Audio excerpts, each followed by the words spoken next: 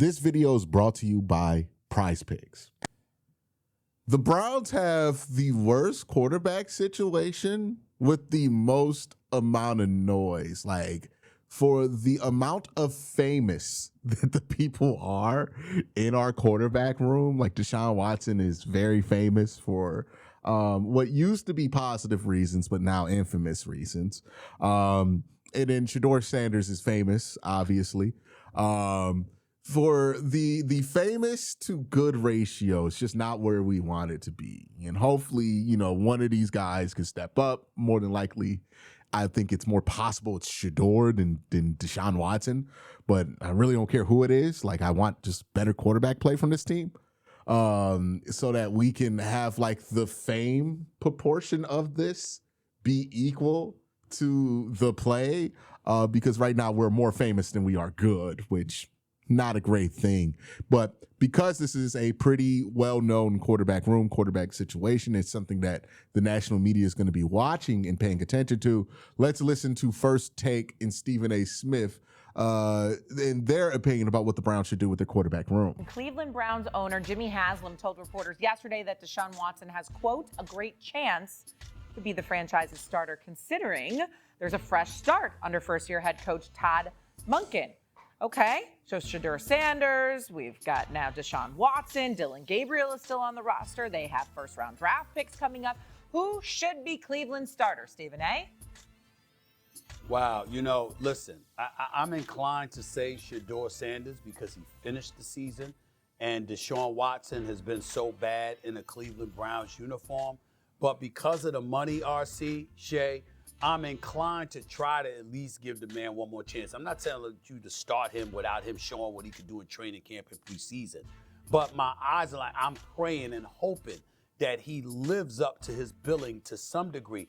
I can't believe what a precipitous drop-off we've witnessed when it comes to Deshaun Watson in the Cleveland Browns uniform. When he was in Houston, it got to a point where it was like Patrick Mahomes, and then Deshaun Watson was right there with everybody else. And yet, that's not what we've seen happen since he's been in the Cleveland Browns uniform. And I'm just praying there could be some return to that Deshaun Watson. You got. All right. So the number one thing that trips people up who really haven't been paying like super close attention to Watson in Cleveland is what Stephen A. is describing right there, right? It is hard to fathom just how bad it's gotten. I've watched it. I've not only watched it, I've watched it. I've broken down these games multiple times. Like every Deshaun Watson game, I think I've broken down at least 3 times in 3 separate film studies. And it's hard to fathom for me. And I've lived through this and like had to analyze it as it's happened. And it's hard for me to fathom and grasp just how bad it's got. Like if you go and you play Deshaun Watson 2019, the game where he gets his eye poked out and he throws a touchdown blind, and you're sitting there and you're comparing him to Pat Mahomes, who wasn't like the Pat Mahomes that we know today, but still was on the rise to becoming that guy. And it felt like Watson was on the rise to becoming somebody special. You add in his career at Clemson, like just how good of a quarterback he was at Clemson and what he did for that Clemson program. Like, like he's the guy responsible for Clemson even being considered a blue blood college football program because he took them to that national championship. Like you go from that being like in your image, in your head about Deshaun, and you think about where he is now, it's hard to believe. It really is. This thing happens with people to where it's so hard to believe that they just choose to not believe it, right? And that's just the problem when it comes to Deshaun. Like people have not been able to accept just how bad it's gotten, so they convince themselves routinely that it's actually not that bad. That it can't just be Deshaun Watson, right? It's the coach that's why Deshaun was so bad. It's the team around Deshaun that's why he's so bad. And that's just not the case. You look at all the teams that Deshaun could have went to, right? You talk about in Atlanta, he was going to surround himself with Jarvis Landry and Leonard Fournette in 2022. Nick Chubb and Amari Cooper, much better. The Cleveland Browns offensive line compared to what the Falcons were at that time. Much better. Like Deshaun Watson went to the best football team he could have went to in 2022. Like, that's the hard pill to swallow. He went to the best situation. He was choosing between Arthur Smith, who got fired the same year, I think, that they didn't get Deshaun Watson. And then I forget what Buddy's name in Carolina was, but he got fired in the middle of that season, right? So even if we're looking at this from a coach decision-wise, Deshaun, he certainly picked the best coach, because say what you want about Kevin, Kevin's still coaching. Kevin's still a head coach. The other two coaches that could have got him, they're not head coaches anymore. You know, Arthur Smith, not a head coach. The same is true with, I don't even think Arthur Smith's an offensive coordinator anymore. And the same is true with, I forget his name, but Matt Rule? Was it Matt Rule? He might be coaching somewhere in college, but he's not an NFL coach anymore. So, like, if we're looking back at this, right, from what we know in 2022, Deshaun Watson, because of money, actually made the best football decision. The Browns had the best supporting cast around him. We didn't know it at the time, but the Browns were a year away from having an elite defense. Amari Cooper, Nick Chubb, a good offensive line at that time. He made the best decision he could football-wise. You know, like Kevin Stefanski compared to Matt Rule and Arthur Smith, better coach, 2-time coach of the year, at that point, 1-time coach of the year. It shouldn't have gone this wrong. It's hard to fathom, but it did, right? And we can blame, it's the coach. Kevin's such a bad coach. That's like the new meta now, right?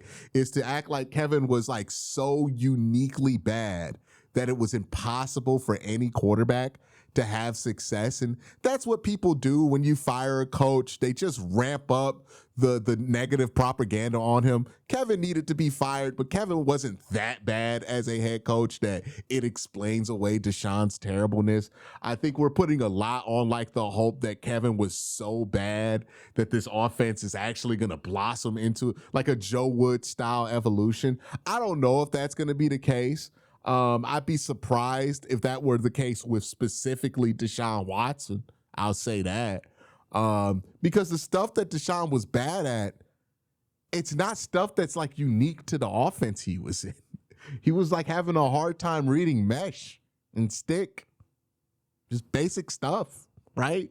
Basic reads, basic concepts, smash, right? Like just not really seeing it well.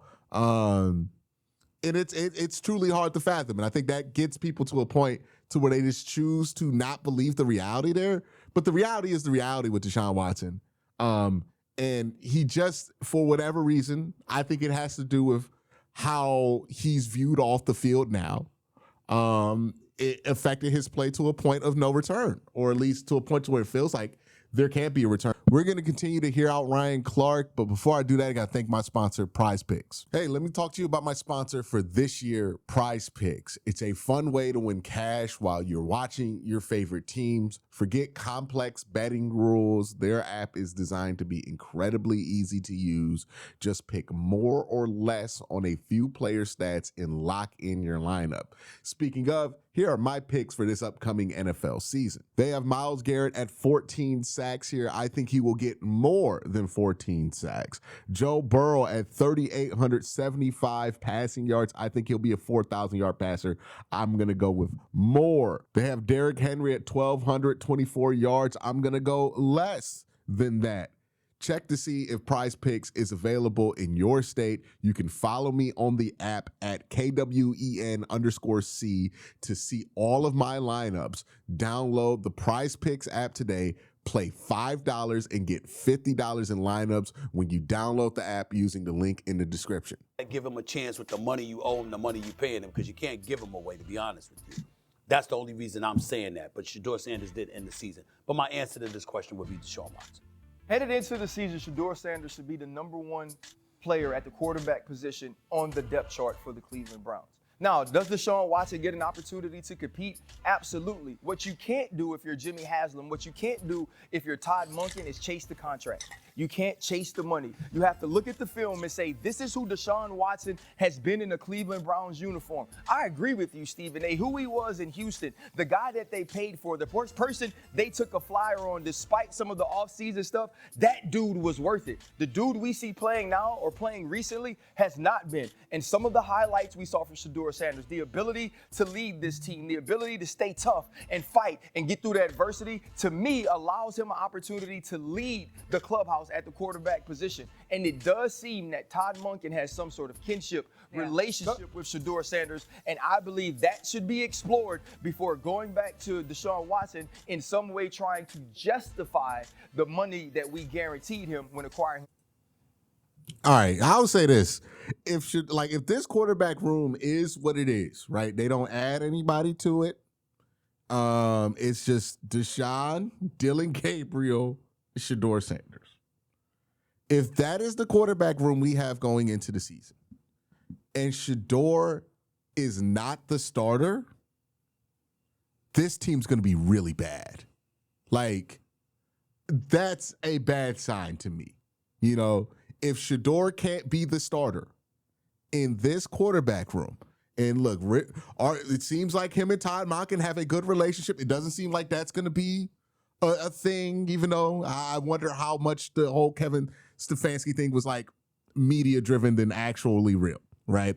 But from the outside looking in, it doesn't seem like Todd has an issue with Shedeur Sanders.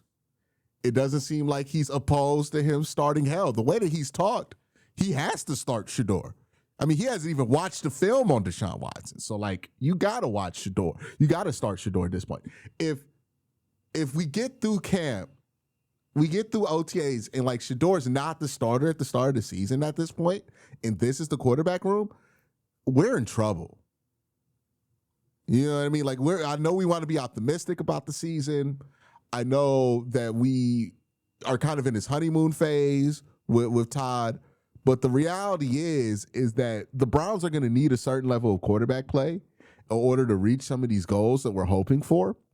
And, like, I could be hopeful that can happen if Shedeur wins out in this competition, even though it's not much of a competition in my opinion. If he does, like, I can at least, have hope that we're going to get there. If Deshaun Watson is starting by default because they just don't feel like they could put Shedeur out there, we're in trouble, right? Like, if it isn't clear that Shedeur is the starter and Shedeur hasn't played to that level, we're in trouble. If we're ping-ponging during the season, Deshaun Watson and Shedeur Sanders, we're in trouble. Like, that's 1 year head coach territory, right? If you got a ping pong back and forth between Deshaun Watson and Shedeur. And keep in mind, like, Jimmy Haslam has put a lot of pressure on this offense. Like, this hasn't been talked about enough. But Jimmy goes out there and he's talking about he expects to win more games. He's been vocal about why he fired Kevin. He felt like they should have won more games. He blamed the offense for that. I think that's fair. I think Kevin should have been fired for those reasons. And he's made it clear that his expectations are that Todd, since he's got some of his assistants from Baltimore, and that since he is an older head coach, he should be able to get this offense better and win more games than the Browns did last year. And that's heavily reliant on this offense being much better. But be honest with you, don't know how many more games you're going to win if you go from your quarterback situation last year being like you're rotating from Joe Flacco to Dylan Gabriel to Shedeur to, if you're ping-ponging back and forth, Deshaun Watson posts 2 Achilles tears and another 700-day layoff, and Shedeur Sanders, who somehow, like, again, I hope that we don't live in a scenario where Shedeur can't beat out Deshaun. But if that's the scenario we are in, a Shedeur that can't beat out that version of Deshaun Watson, we are in trouble. Like, if this is a quarterback room we have, it should not only be clear that Shedeur is the starter, it should be definite. Like, we're not going to bench him unless something happens to him. physically, right? If you want to know my doomsday scenario for the Cleveland Browns, it is a scenario where Shedeur Sanders can't beat out Deshaun Watson. If that is the case, we are in trouble. Hopefully we don't have to talk about it. Hopefully we don't have to have these conversations. Hopefully we don't have to do this. But like, unless Deshaun comes back and he looks like Houston Deshaun, if Shedeur can't beat him out, man, we're in trouble. We're in trouble. So I think Shedeur should be the starting quarterback week 1 if this is the quarterback room we have. And at this point, I would be massively concerned if that's not the case. But let's continue to hear RC out. It's two things. I get where you're coming from, RC. Can't argue with that. It's two things, though, that I think works in Deshaun Watson's favor. It's a miracle that you got to dig deep to find it. But it's two things. Number one, the skill set that he once displayed was on an elite level. Yes. What he once did, we've never seen Shedeur Sanders do. That's number one. And number two, as bad as Deshaun Watson has been, he only played in 19 games out of 68 for the 4 years he was in Cleveland. In the 4 years he's been there. He's only played in like 19 games. And so because of... How is that not a negative? How is him playing only 19 games a positive?